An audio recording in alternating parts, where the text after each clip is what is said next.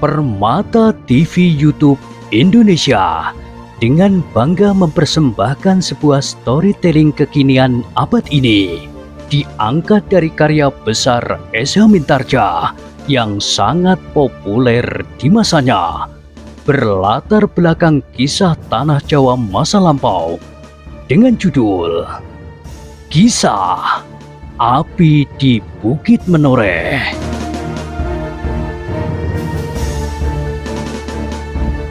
Pada kesempatan yang sangat baik ini, kita masuk pada episode yang ke-547. Selamat menikmati.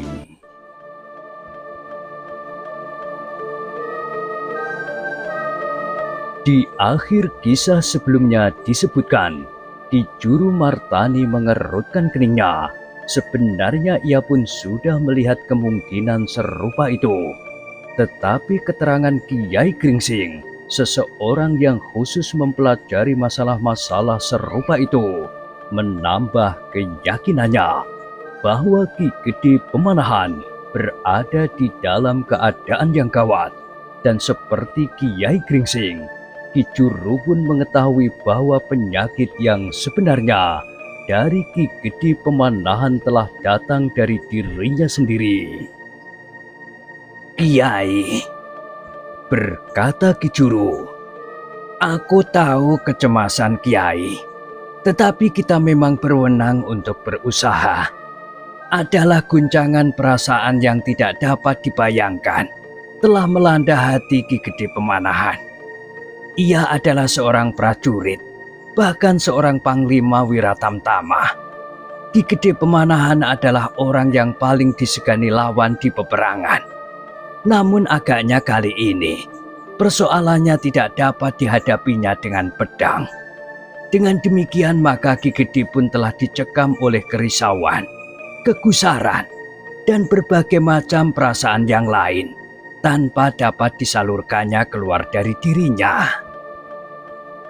Kiai Gringsing mengangguk-angguk.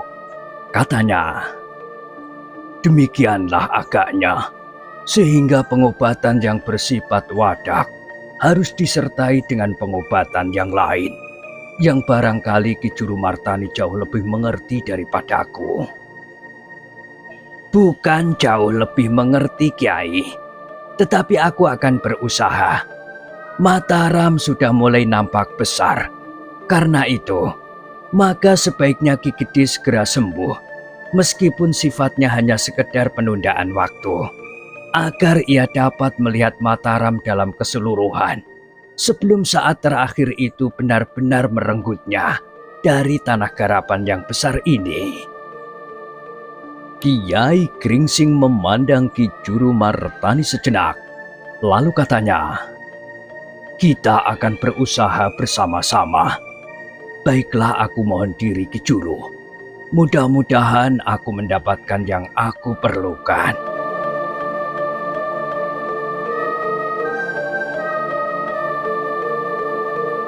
Demikianlah Kiai Gringsing kemudian meninggalkan halaman rumah Ki Gede Pemanahan. Kedua muridnya pun tidak ditinggalkannya. Mereka berempat kemudian menuju ke sebuah kebun yang khusus ditanami berbagai jenis pepohonan yang dapat dipergunakan untuk obat-obatan. Sementara itu, Ki Juru Martani telah kembali pula ke dalam bilik Ki Gede Pemanahan. Sekilas terngiang kata-kata Kiai Gringsing tentang Ki Gede Pemanahan. Sebenarnya lah, hanya karena ia memiliki kelebihan dari orang kebanyakan sajalah, maka ia masih sempat tersenyum, berkata Ki Juru Martani di dalam hatinya. Namun dengan demikian kecemasan yang sangat telah menggetarkan dadanya. Wajah yang pucat dan mata yang redup, serta kadang-kadang tanpa disadari telah terpejam sama sekali. Meskipun di saat yang lain, Ki Gede Pemanahan masih dapat berbicara dengan lancar dan tersenyum cerah.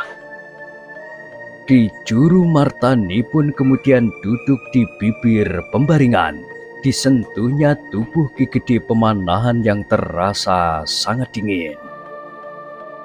Tubuh ini kadang-kadang terasa sangat panas, berkata Ki Gede Pemanahan, tetapi kadang-kadang sangat dingin. Ki Juru Martani tidak segera menyahut, sedang Ki Sumangkar duduk sambil termangu-mangu. Kakang Juru Martani, berkata Ki Gede Pemanahan tiba-tiba, aku melihat ada sesuatu yang sangat menarik perhatian Kakang pada Kiai Gringsing. Apakah Kakang menemukan sesuatu adanya? Ki Juru Martani mengerutkan keningnya, lalu katanya, Adi, aku memang melihat sesuatu. Selagi ia memijit-mijit tangan Adi Pemanahan, aku melihat sebuah goresan pada pergelangan tangannya. Goresan yang mengingatkan aku kepada sesuatu yang pernah aku kenal. Meskipun mungkin aku tidak dapat mengambil kepastian bahwa yang pernah aku kenal itu adalah yang tergores di tangan dukun tua itu. Wajah Ki Gede Pemanahan menjadi tegang sejenak, demikian pula Ki Sumangkar. Mereka adalah orang-orang tua yang memiliki pengetahuan yang luas dan pengenalan atas berbagai masalah yang pernah terjadi di pusat pimpinan pemerintahan sejak akhir dari pemerintahan Demak. Kakang Juru Martani, bertanya Ki Gede Pemanahan, apakah yang sudah Kakang lihat pada tangan Kiai Gringsing?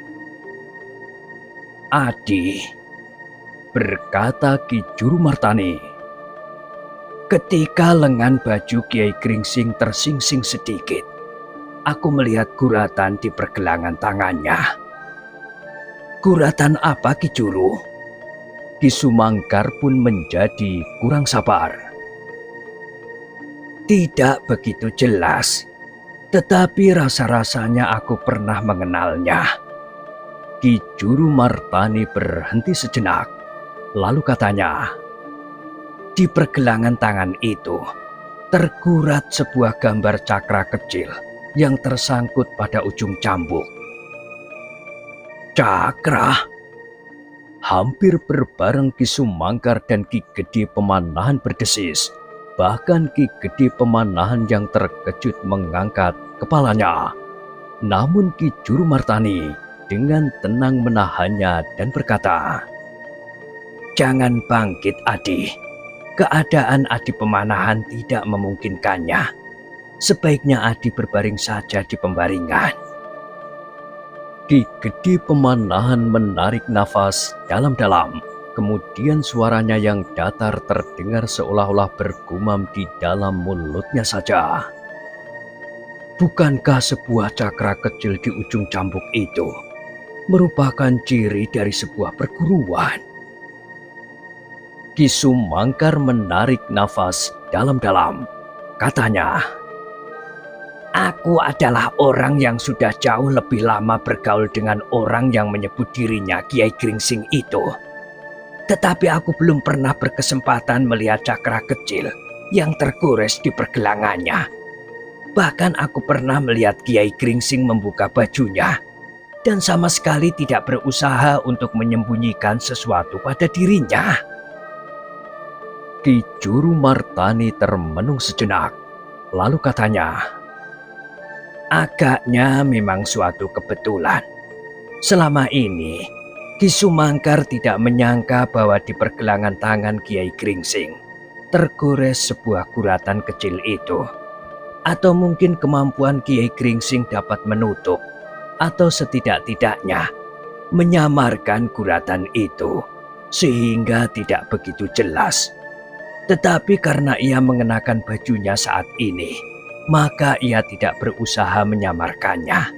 Dan adalah kebetulan sekali bahwa aku sempat melihatnya.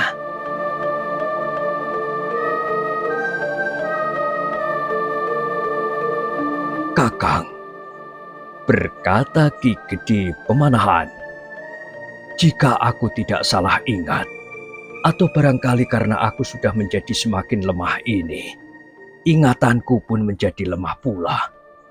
Bahwa ciri yang demikian itu adalah ciri perguruan Empu Windujati. Ki Juru Martani tersenyum. Dipandangnya Ki Sumangkar sejenak. Lalu ia pun bergumam. Ingatanmu masih cerah. Menurut ingatanku pun demikian. Nama itu adalah nama yang pernah mengumandang di seluruh daerah Demak pada masa-masa terakhir. Tetapi jika benar, Kiai Gringsing mempunyai hubungan dengan perguruan Empu Windujati, maka kita akan kembali ke dalam suatu teka-teki yang melingkar. Adakah seseorang yang tahu pasti siapakah Empu Windujati? Pangeran Windupati, sahut Ki Sumangkar. Tetapi Ki Juru Martani bertanya pula. Pangeran Windupati adalah nama yang kita kenal kemudian. Tetapi Pangeran Windupati pun masih harus dicari. Ki Sumangkar menarik nafas dalam-dalam. Namun kemudian ia berkata, tetapi tabir yang menyelubungi Pangeran Windupati tidak segelap yang kini menyamarkan Kiai Gringsing. Kita sama sekali tidak dapat membayangkan siapakah sebenarnya orang itu. Baru ketika Ki Juru melihat sebuah guratan yang melukiskan sebuah cakra di ujung sebuah cambuk, maka kita sedikit dapat menghubungkannya dengan orang lain, kecuali kedua muridnya. Ki Juru Martani mengangguk-angguk. Seperti kepada dirinya sendiri, ia bergumam. Ada gelar lain yang sering dipergunakan Pangeran Windupati. Ketika ia masih menjadi seorang senopati di masa terakhir Kerajaan Majapahit, ia bergelar Kebo Kumoro. Iya, dan kekecewaan demi kekecewaan telah mendesaknya ke sebuah padepokan kecil.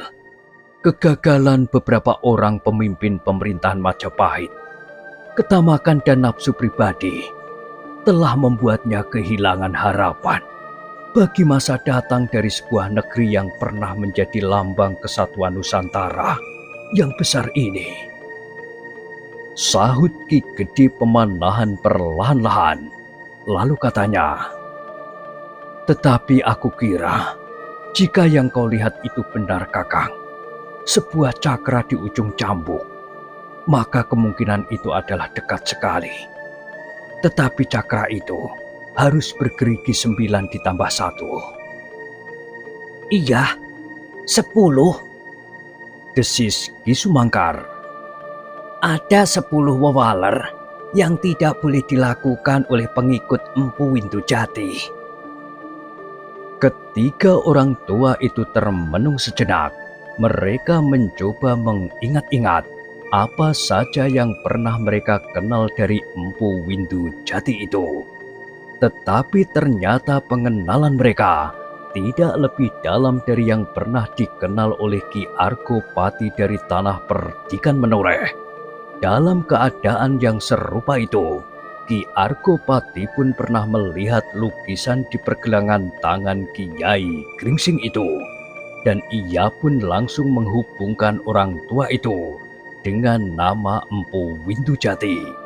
Tetapi Kiai Gringsing seakan-akan sama sekali tidak pernah mengenal nama Empu Windujati. Meskipun demikian, namun Ki Juru Martani kemudian berkata, aku akan berusaha untuk mengenal Kiai Gringsing lebih banyak lagi lewat guratan di pergelangan tangannya itu. Satu-satunya ciri yang dapat kita ketemukan itu harus kita manfaatkan sebaik-baiknya.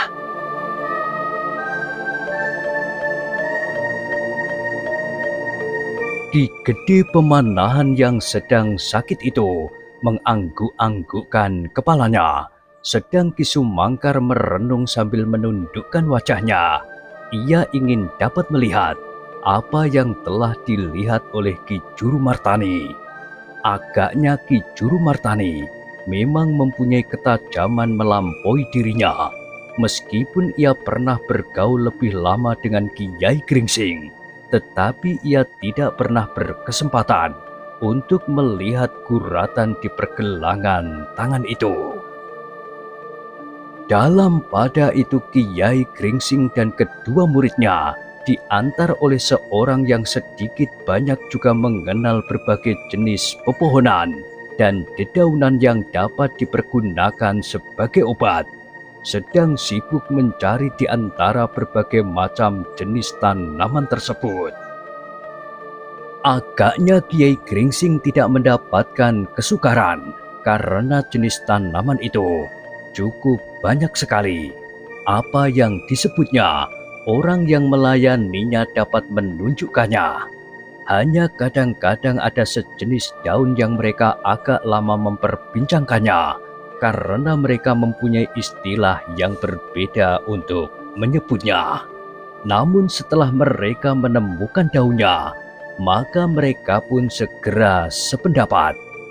Tetapi di dalam penggunaannya, reramuan dan campurannya, pengetahuan Kiai Gringsing ternyata jauh lebih luas dari orang yang melayaninya. Karena itulah, maka orang yang melayani menjadi sangat senang, karena dengan demikian ia dapat menambah pengetahuannya.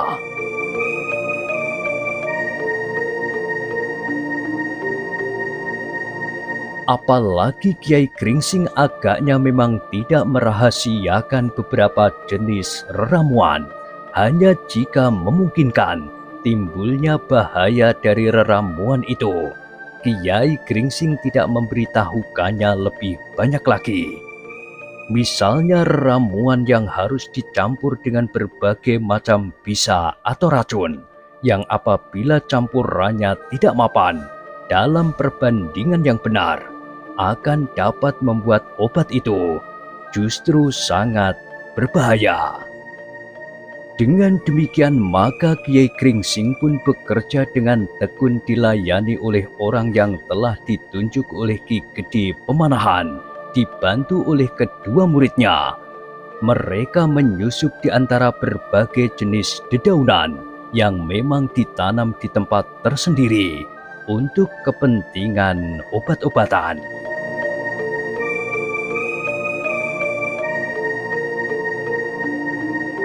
Selama itu, Ki Demang Sangkal Putung lebih senang duduk sambil minum dan saling bercerita dengan beberapa orang yang mengawaninya. Mereka bercerita tentang usaha membuat saluran air, membuat bendungan, dan menyusun hubungan antara pedesaan yang satu dengan yang lain. Tetapi pengalamanku tidak lebih dari menyusun tata patisan yang kecil dan sempit, berkata Ki Demang kepada kawannya berbicara. Beberapa orang yang datang sengaja menemaninya. Tetapi pengalaman Ki Demang sangat berguna bagi kami yang baru mulai ini, berkata salah seorang dari mereka yang menemaninya. Kisanak baru mulai di Mataram ini, tetapi sebelumnya Kisanak tentu sudah memiliki pengalaman yang luas, pengalaman mengenai tata kota dan patisan. Orang itu tersenyum, katanya, "Aku sebelumnya hanya seorang prajurit di medan perang. Sekarang aku harus mempelajari seluk-beluk tata kota, sehingga hal ini benar-benar merupakan hal yang baru bagiku." Ki Demang memandang orang itu sambil tersenyum. Kepalanya kemudian terangguk-angguk sambil berkata, "Bagaimanapun juga, Kisanak akan segera menguasai persoalan yang Kisanak hadapi." Dengan demikian maka pembicaraan mereka itu bergeser dari satu persoalan ke persoalan yang lain, dan satu kesulitan kepada yang lain, yang masih harus diatasi untuk menyusun kota Mataram yang luas dan ramai. Mataram harus memenuhi syarat sebagai kota yang memuat segala macam kegiatan. Mataram harus sedikitnya menyamai padi, dan bahkan menyamai Pajang. Berkata orang itu. Ki Demang Sangkal Putung mengerutkan keningnya. Sedikit banyak ia juga merasakan nafas persaingan antara Mataram, padi yang sudah lebih dahulu berkembang dan ramai, dan Pajang sendiri sebagai pusat pemerintahan. Namun rencana perkembangan kota Mataram memang mempunyai persoalan tersendiri. Meskipun demikian, orang-orang yang bekerja tanpa mengenal lelah itu agaknya akan segera dapat mengatasinya. Daerah yang ternyata masih tergenang air di musim basah harus mendapatkan cara yang tepat menyalurkan air sehingga daerah itu menjadi kering. Tetapi sebaiknya daerah persawahan yang luas harus mendapat pengairan yang ajak di musim kering. Dengan demikian maka daerah itu akan dapat ditanami padi sepanjang tahun, tidak hanya di musim hujan saja. Tetapi juga penguasaan banjir dan tanggul memerlukan pemikiran. Sungai yang nampaknya tidak begitu besar, bahkan di musim kering airnya tidak lebih tinggi dari mata kaki. Di musim hujan dapat mendatangkan bencana jika tidak dipersiapkan sebaik-baiknya untuk menguasainya.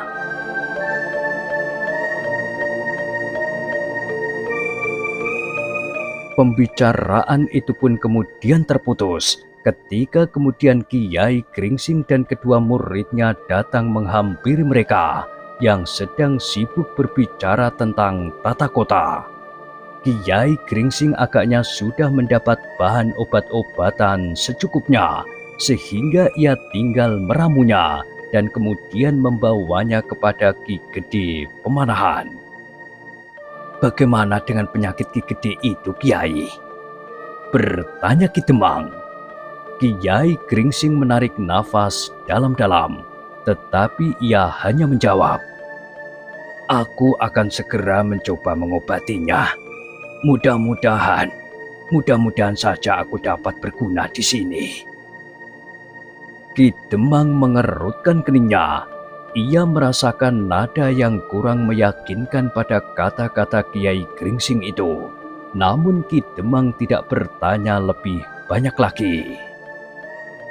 Dalam pada itu, Kiai Gringsing pun kemudian tidak segera kembali ke dalam bilik Ki Gede Pemanahan. Ia masih harus meramu obatnya. Karena itu, maka ia pun kemudian berpesan agar disampaikan kepada Ki Gede bahwa ia masih harus menyiapkan obatnya lebih dahulu. Karena itulah, maka yang kemudian dipersilahkan memasuki bilik Ki Gede Pemanahan yang sedang sakit itu adalah Ki Demang Sangkal Putung dan kedua murid Kiai Gringsing. Tetapi mereka tidak terlalu lama berada di dalam bilik itu, karena Ki Demang pun kemudian menyadari bahwa Ki Gede Pemanahan harus banyak beristirahat.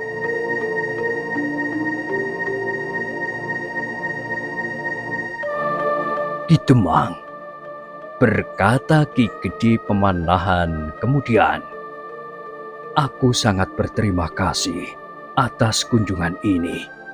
Kita adalah tetangga yang dekat.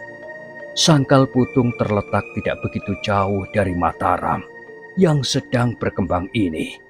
Karena itu, pada suatu saat kita tentu akan banyak bekerja bersama-sama untuk kepentingan bersama-sama pula." "Ah," desah Ki Demang, "tentu ada perbedaan. Aku adalah seorang Demang di Sangkal Putung. Aku sudah tidak tahu lagi berapa keturunan dari leluhurku yang telah menjabat tugas ini sejak pemerintahan masih belum berpindah dari Demak. Dan untuk seterusnya, Sangkal Putung akan tetap menjadi sebuah kademangan yang kecil seperti sekarang. Agaknya berbeda sekali dengan Mataram. Bukan karena rakyat Sangkal Putung tidak mau bekerja memperluas tanah garapan dengan membuka hutan di sekitarnya. Tetapi di Sangkal Putung, Tidak ada seseorang seperti Ki Gede Pemanahan yang disuyuti oleh rakyat Pajang. Dan tidak ada anak muda seperti Raden Sutowijoyo yang bergelar Mas Ngabei Loring Pasar, putra angkat Kanjeng Sultan di Pajang. Nama-nama itulah yang memungkinkan Mataram akan menjadi besar dan berkembang terus.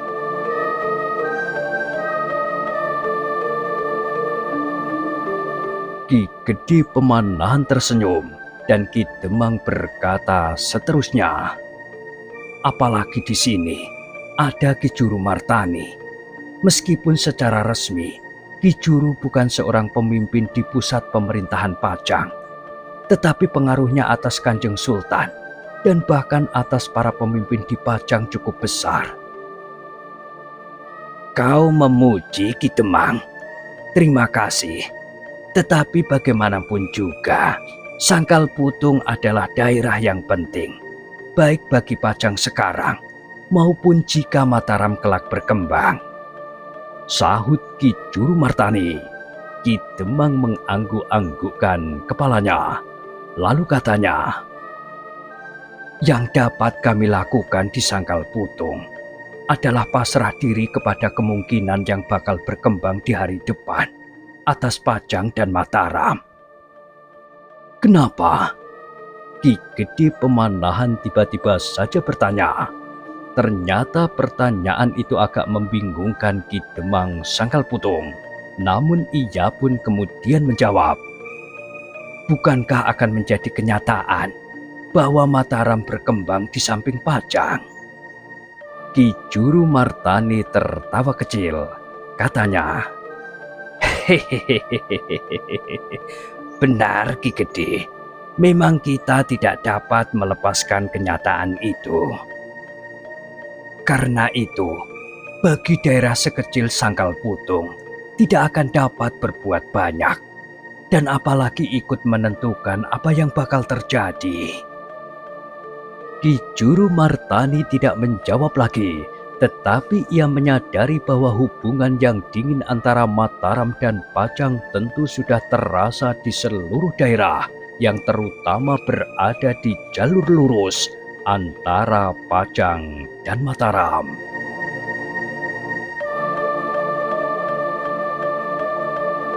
Demikianlah, Ki Demang Sangkal Putung pun kemudian minta diri untuk memberikan kesempatan Ki Gede beristirahat.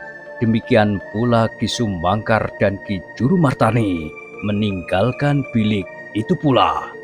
Sementara Ki Sumangkar dan Ki Demang pergi ke bilik mereka, maka Ki Juru Martani pun pergi mendapatkan Kiai Gringsing yang baru melumatkan beberapa jenis dedaunan di atas sebuah pipisan.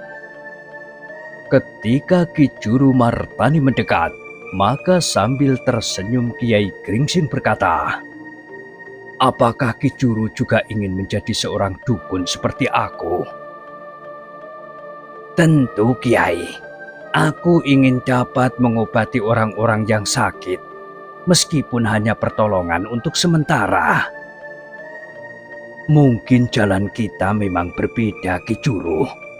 Aku mempunyai sedikit pengetahuan tentang obat-obatan, sedang Ki Juru Martani mempunyai ketajaman pandangan batin terhadap beberapa hal yang bakal terjadi. Apakah Kiai menganggap aku dapat melihat sesuatu yang bakal terjadi? Kiai Gringsing menarik nafas dalam-dalam, lalu katanya, entahlah Ki Juru, tetapi ada kelebihan pada Ki Juru. Ki Juru Martani tertawa, katanya,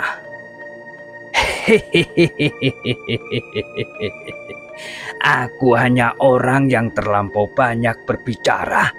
Karena itu, mungkin ada di antara bicaraku yang banyak itu agak sesuai dengan peristiwa yang kemudian menyusul. Tetapi itu hanya suatu kebetulan. Kiai Gringsing mengerutkan keningnya, tetapi ia tidak sempat bertanya karena Ki Juru Martani mendahului. Kiai, Bukalah lengan bajumu. Kiai menjadi basah karena Kiai melumatkan obat-obatan di atas pipisan tanpa menyingsingkan lengan baju. Aku tadi melihat Kiai justru membuka gulungan lengan baju Kiai pada saat aku melihat. Sekilas warna merah tampak di wajah Kiai Gringsing, tetapi hanya sesaat. Seperti biasa, ia pun segera berhasil menyembunyikan perasaannya.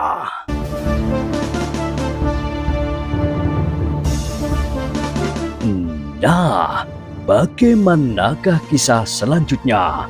Silahkan ikuti terus kisah Api di Bukit Menoreh pada kesempatan berikutnya. Sampai jumpa.